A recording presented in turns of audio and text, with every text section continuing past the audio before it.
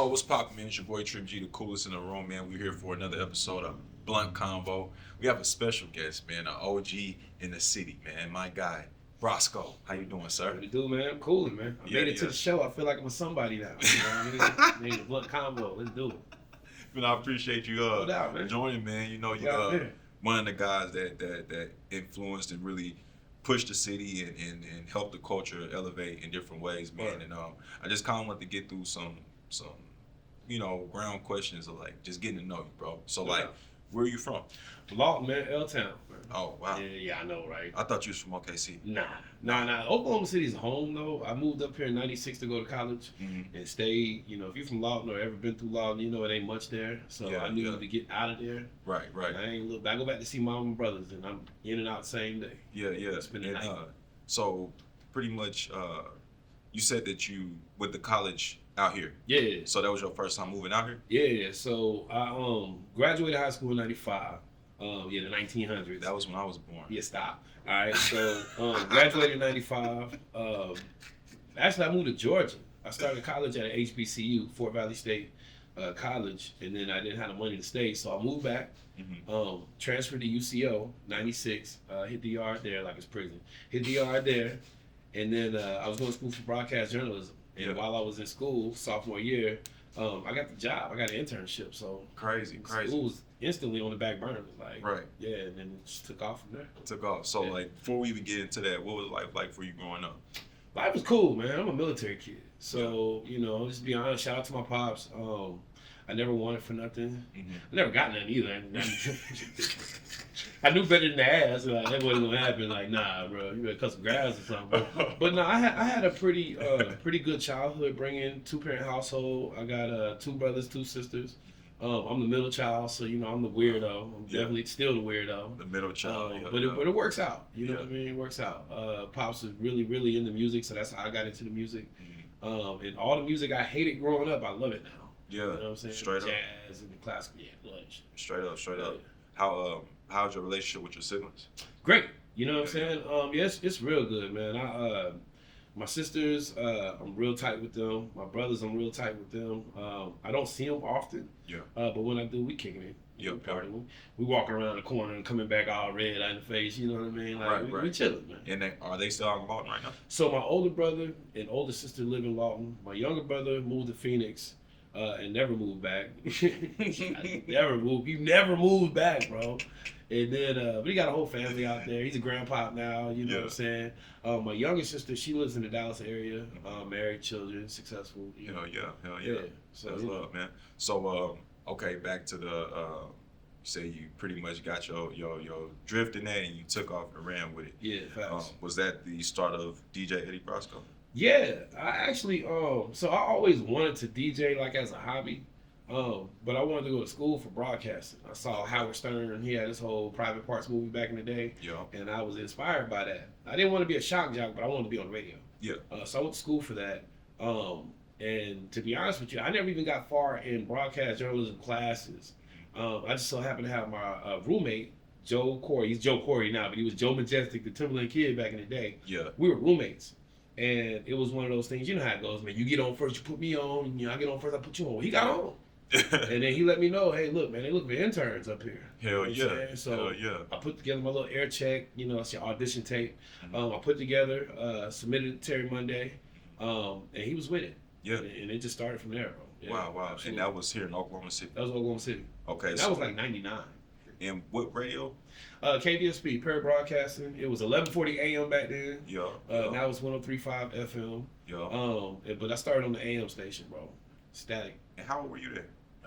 I was like 22. That's crazy. So, how long were you doing that? So I did radio for 11 years total. I did 10 years at 1140/Power 103.5, and then I did 1 year at our competition station, which was Wild 104.9 HD. Shout out to Cisco. Yeah, did a year over there. Damn, that's crazy, bro. Yeah. And like for me growing up, so like when I started, I don't know if you're familiar with Bam. I know you know. Yeah, Bam, that's the homie. Okay, yeah. Shout Funny out story about Bam, man. Yeah. I can't even say it on here though, but it's funny though. But for me, when I started, I was 15, and oh, wow. Bam is my big cousin. So Gotcha. he, you know, just put me through the whole process of learning who everybody was in the city. Yeah. And I knew who you were. It was one of those things of like, man, we got to get on the radio. We got to try to get you on the radio. Right. Big Minutes, Young Trey, all this stuff. And I couldn't get on. You know what I'm saying? So for a minute, I'm like, man, Brasco ain't fucking with me. And I'm 15, 16. And it wasn't even like that you wasn't fucking with me. I don't even know whose call it was, bro. Right. You know what I'm saying? But at the end of the day, it was, I knew who you were. Facts. 15, I'm 30 now. Fact, you know what crazy. I'm saying? Yeah. Yeah, I'm way older than that. Way older than that. But Bam good. And if Bam's your cousin, he had you outside. Yeah, had me outside. you was outside. Yeah, man. I was familiar with a lot of the culture and a lot of like, you know, just growing up and seeing like, you know, Young Jones in his prime. Thanks. Goddamn Chop. Poe when he was like really out there tough. I mean, like I said yourself, you know. I got to see that, but from like a kid. That's crazy. Like, damn, I'm trying to. You was really trying. You was on the fence trying to get it. Yeah. Just a little bit over there, man. Just a little bit. Yeah, just give me a little piece. Yeah, man. So, what made you stop, or what got you out of radio broadcasting? Well, shit, man. What got me out of radio is I got fired, bro. Like, be honest with you, I got fired on some bullshit, but I got fired 2 weeks. I had put in I gotta say this, a 90-day notice. Who gives a 90-day notice? Me. And I got fired 2 weeks left. Nobody knew I was quitting except for Terry Monday, because I ain't gonna lie, man, it's the kind of culture when they find out you quitting, ain't no 2 week notice. Your ass gone that day. You gone. You know what I'm saying? Yeah. I'm 2 weeks in, man, and I got fired over some bullshit, but you know, it's all love now, it's all family now. Yeah. You know, I'm like that family member that they love, but nah, you don't get the invites to the Christmas party type shit. I thought about crashing it one year. Okay, I'm here, yo. Who's gonna make me leave, man? Who you? You not gonna make me do nothing. You know what I mean? I thought about that a few times. Man. Yeah. Why not?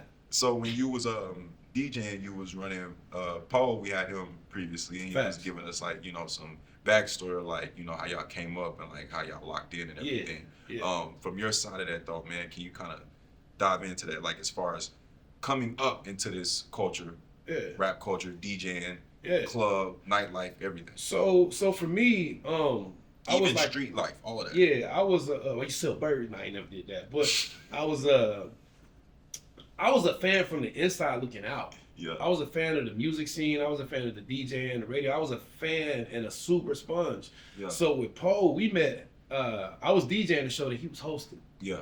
And we ended up kind of vibing backstage. Like, well, what you doing? Well, I gotta go DJ downtown. What you doing? I ain't gotta do nothing. Hop in, roll something up, and boom. Yeah. And that's how it started. Crazy. And then it was like me and DJ Hezekiah, shout out to him. Mm-hmm. We were DJing at the spot in Bricktown called the Wild Coconut, and Poe was like, "Let me get on the mic," type. You know what I mean? Well, we had never worked together, but it was like, you know, I'm hollering my partner, "Hey, what you think?" He's like, yeah, let's see what it do. Yeah. And it was good. Right. You know what I mean? I was like, yo, man, like, ain't really no budget for you, but you want to rock this? Yeah, ain't no budget. But if you want to rock with us, then rock with us. And eventually, you know what I'm saying, we were able to level up to where he was included in the budget, and we were able to get money together. And we formed a brotherhood, man, that's to this day, we 25 plus years deep. You know what I'm saying? So it ain't even about the music with me and him. It's just about, hey, what you doing? Let's do nothing together. Yeah, straight up. And like, what was, shout out to Chop, man. I know that y'all have a good relationship too. Yeah. What was that like? So with Chop, man, shout out to Chop Balboa. Chop's my guy, man. And what's crazy is I met him, when I met Chop, man, he was a member of this group out of Hugo. I think it was a Soul Throw clique. He had locks, bro. Yeah, you know. Yeah. He had Chop. You remember? He had locks, and but they was ill though. You know what I'm saying? I seen them. I'm like, yo, these cats is ill. They country as hell. They ill. And I know I'm real good friends with his uncle, who's also my barber. Shout out to Legit, who's also an artist, a veteran out here. And he kind of turned me on to who Chop was as a person. And I got a chance to hear him really rap. Yeah. And I was like, this dude nice. He real nice. And we just locked in. Like, I'm the type of person, man, with an artist. And shout out to artists that's out here getting it, but try to make sure the DJs are fans of your music. Real talk. You know what I mean? That'll save you a lot of money. It'll save you a lot of no's. It'll save you a whole lot of bullshit if they like your music. And it'll save you a lot more if they like you. Yeah. And I'm a big person on like, who are you though? Like, because your music can be cool, but who are you?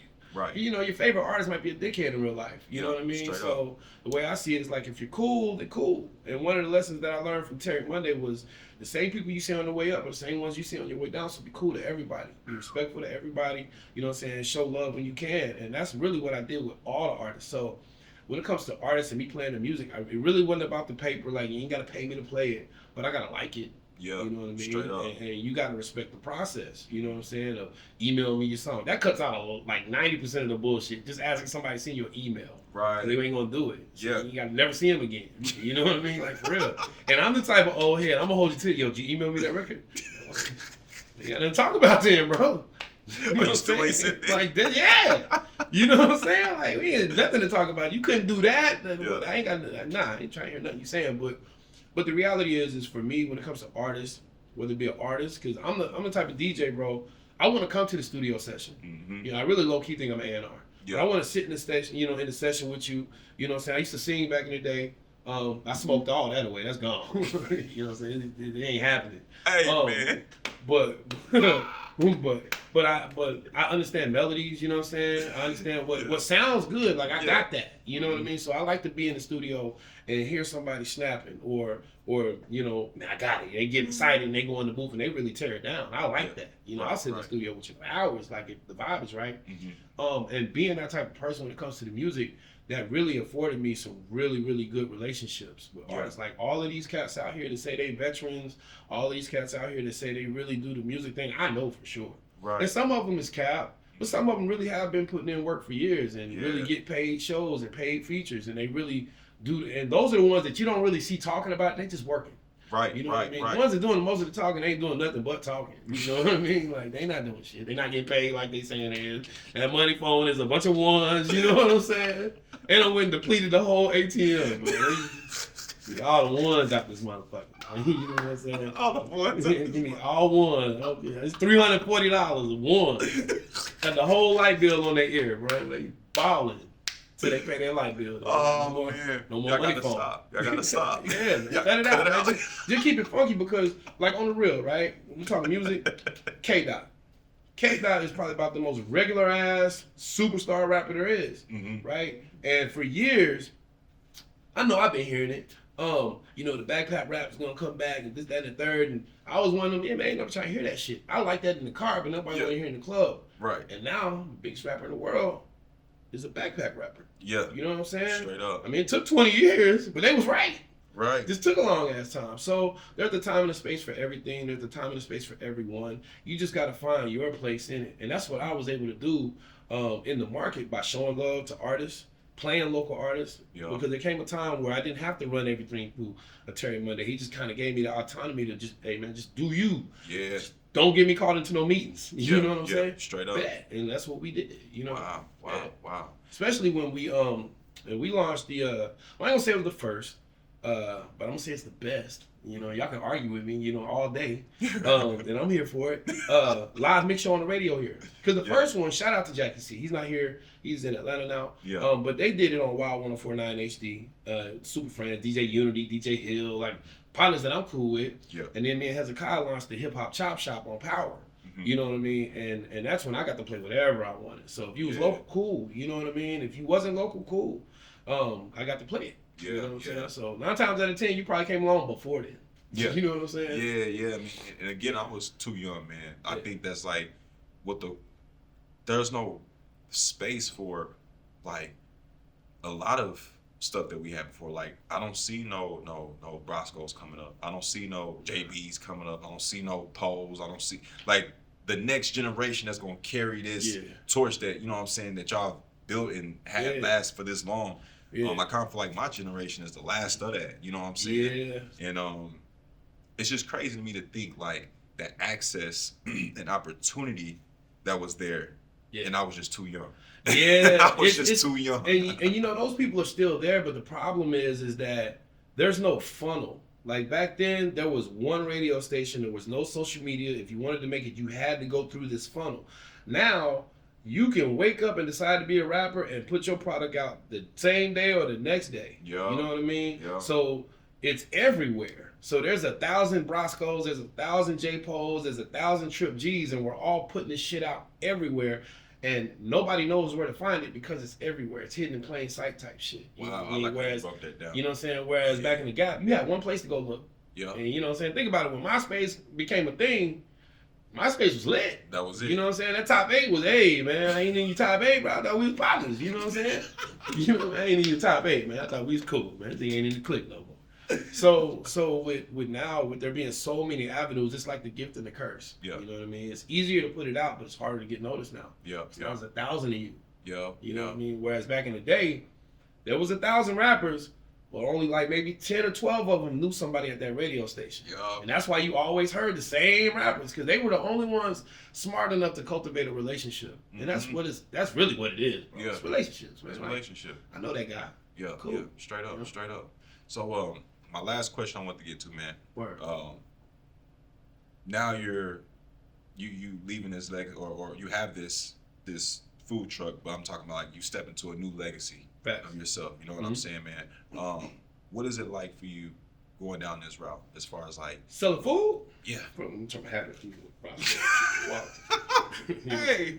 Selling the chicken. Now, okay, so selling food, right? It was a blessing, bro. Yeah. I ain't gonna lie. I crack jokes, man. Being in the food game is hard ass work. But it was a blessing because as a DJ, as an entertainer, 9 times out of 10, you don't have no retirement plan. Your plan is to make it. Well, what if you don't make it? Yeah. Well, I found success as a DJ. I did, and I fell into the food business. You know what I mean? So I'm a hustler, man. At the end of the day, whatever I got, if I see that it's working, I'm gonna do it again. I'm gonna do it again. Yeah. So with me DJing for over 20 years plus in the same city, I had a market to market this food to. Wow. So I was just like, you know what? I ain't about to reinvent the wheel. I'm just market to the people that already know me. Yeah. And it just so happens that I have some chicken that people like. You know what I mean? So I went from 1 truck and I got 3. Yeah. You know what I mean? I got a truck here, I got 2 in Houston. And that's what I'm gonna be able to continue to build on while I still DJ. Yeah. You know what I mean? While I still do my creative stuff. But the food business, because everybody gotta eat, no matter your income level, you gotta eat. Yeah. That's something I can pass on to my kids, or at some point, if they don't want to do it, which right now it's looking like they don't want to do it, sell that shit. You know what I'm saying? And leave them with a nest egg or something, you know? But the food business it is what it is. I'm trying to leave my mark there too. Yeah, you know what I'm saying? And while we got this camera rolling, I am not the fucking chicken man. Do not call me the chicken man. The cook. Why they be calling me the cook? They be calling me the chicken man. I am DJ Eddie Brasco, and I happen to own a food truck. And I'm good at both of them. You know what I'm saying? It's real shit. I had to put that on there. Get that shit clear. Because, man, hey, I'm going to tell you, man, there's not a lot of people that are your age that really, really, really know me from actually know. People your age do know me from the music. Yeah. But because I'm out in the food truck and I'm in the communities and I do the nightclub and shit, these kids don't know that I'm a DJ. Right. They think I'm the chicken guy. Right. And I'll sit there, hey, man, look, I go in the club and do way better than this motherfucker y'all got DJing. Straight up. For real? Yeah, that's what I do. I really do music, but I fell into this and it was a good business model. I ain't no fool. Yeah. I'm gonna make the bread. You know what I'm saying? And it's leaving a legacy behind, man. That was one of the things I thought was dope as hell, man. Just you reinventing yourself. And, absolutely, bro. You know, going about it this way, I'm like, yo, that's hard. That's hard. That was really God, man, because a lot of guys in my position that, you know, you let the job define you, and that's your downfall. You know what I mean? You should let your works define you. What you do define you. You know what I mean? Because if I had the attitude that all I am is a DJ, I would have never found the success that I found in food. And to be honest with you, food pays me more than any promoter, any radio station, anybody on this planet. My food truck pays me way more than any of those. You know what I mean? And with that, I still get, it sounds crazy, but I still get that same feeling of DJing because I get to touch the people. You know, when people come to the truck, man, I actually enjoy doing it. And when I first got it, I told my wife, I was like, baby, I don't want to be the motherfucker frying chicken though. You know what I mean? I did. You know what I mean? But God said, brother, you gonna fry that chicken. Yeah. So fry the chicken, man. And it works. Man. It's a good thing. Man, that's good to see, bro. And my guy, I don't want to hold you up any much longer. Where can we find you at, man? Man, social media platforms, bro, all of them. But I'm old head, so you can find me on Facebook. You can find me on Instagram. You can find me on TikTok. And that's DJ Eddie Brasco. If you just search for it, you can Google it. They'll all come up. I'm not cool and have a link tree with everything on there because I'm too lazy and my ADHD will get to kicking in. I ain't even gonna finish filling the form out. You know what I'm saying? But find me on social media. If you're an artist, If you're an artist, you got music, you want me to hear it, send it to my email. Everybody get the test. It's brascomusic@gmail.com. That's BRASCOMUSIC@gmail.com. Yeah. Man, we want to talk about doing like some type of music review if you got time for that. We can do it. That'd be cool. Yeah, I'm with it, bro. Let's do it. Say that. Shit whack. This shit whack. Everybody's shit whack. Man. That's what I think we just found something. Shit. Hey, stay tuned, but stay tuned. But man, thank y'all so much for tuning in. This is another episode. Shout out to Soundbar, our sponsors. Shout out to Blake. He's doing the work again from behind the camera. Shout out to Meteor. You can follow me, Trip G Official, everywhere. Follow the home team, and we out. Yeah.